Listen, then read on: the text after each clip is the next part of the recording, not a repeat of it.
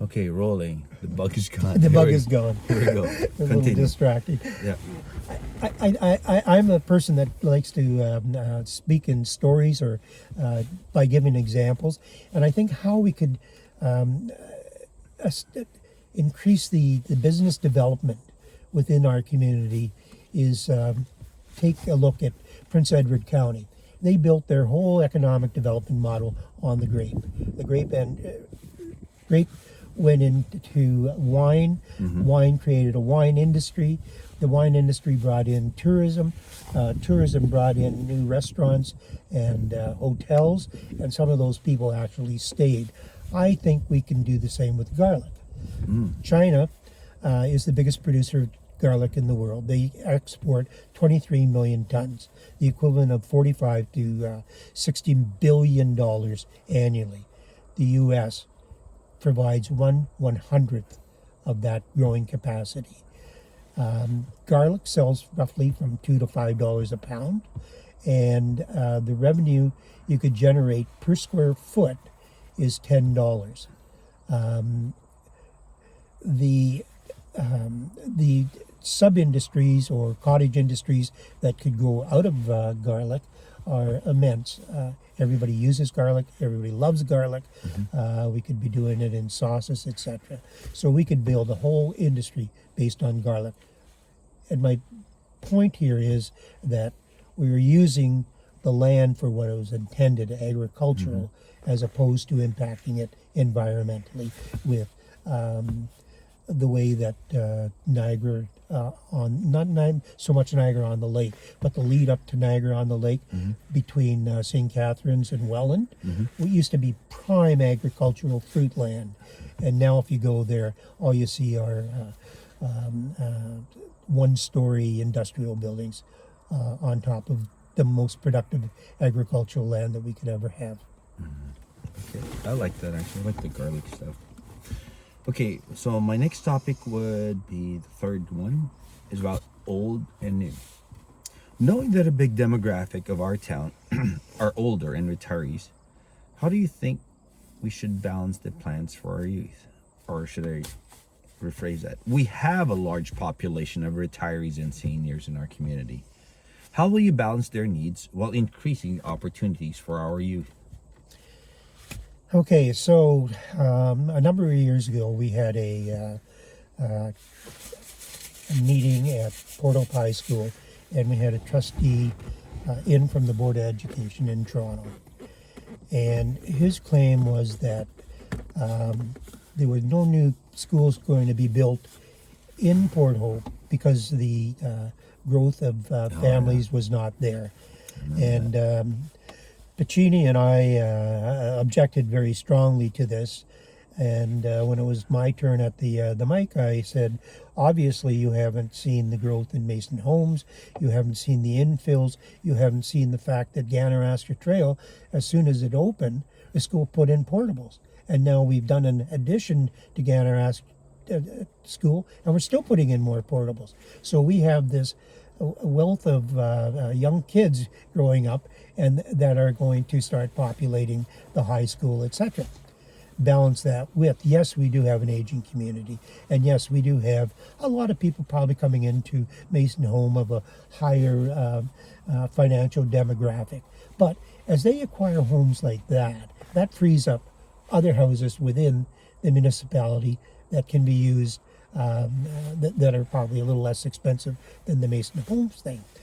And with the advent of additional residential units, which is now a provincial standard, That's great, actually. Yeah, I like that one. property owners can put up to three residents on one property. So it could be a granny suite, the main suite, and it could be a loft over the garage or some other similar facility, as long as they're sharing same water, same sewage, as can be, and that'll help alleviate some of the strain on housing.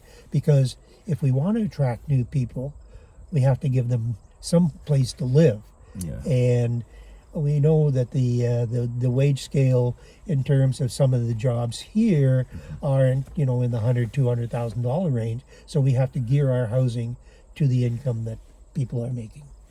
And it's all doable, and What we have to get rid of is the not in my backyard syndrome. Not in my backyard. All right. Regarding our fourth topic, Indigenous people and First Nations. Do you have a truth and reconciliation plan with the Indigenous people? If so, what is your agenda on this? What are your plans to help our community participate in reconciliation with Indigenous people?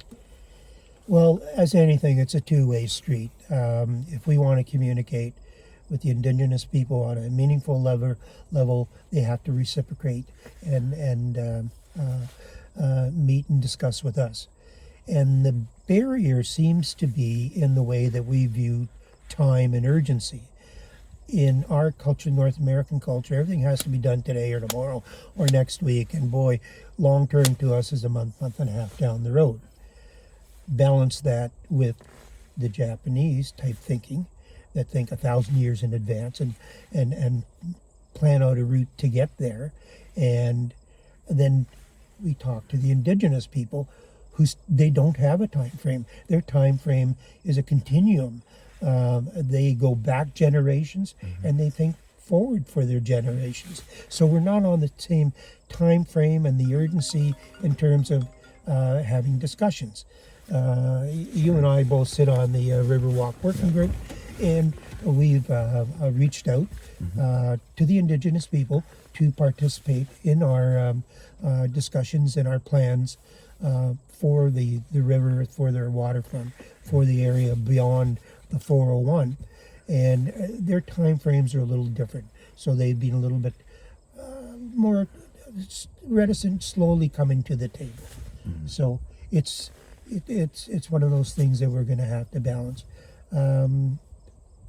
I think it starts acceptance and inclusivity starts one person at a time. If you are inclusive, you'll pass that on to your children, to your friends, and to your family, and you're casting a shadow of a leader. And it's one person at a time. You can't set up committees and mandate inclusivity. That's a good one. So, for my last question, it's in regards to the corporation and the people. The current large corporations and developers that are stakeholders in our township have a lot to say in most projects here. How can we make sure that the local residents' interests are met? Or should I say, at present, there are large corporations and developers with the influence and resources to have their say about most projects here. Can you balance corporate interests and the interests of residents and ensure that the people who live here are also heard? Yeah, back to my former point. When we enter into subdivision agreements with major developers, no matter who they are, I think we have to negotiate a little bit harder and stronger for what we as a community expect and want in terms not only of agriculture or of architectural design and layout, but the balance of what groups of people are going to be accommodated within these facilities. I can't speak to what happened in the past because I wasn't here, wasn't part of the negotiation. But I think we could have negotiated a little bit stronger. Going forward, not too many people are going to love hearing this, but if we are to protect our agricultural lands, and assuming that we're still a little ways out and participating in the Wesleyville deal, if we want new development here, it's going to have to be either intensify neighborhoods or go up.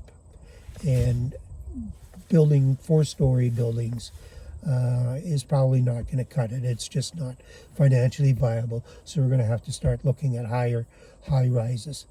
And, it's a fact of life.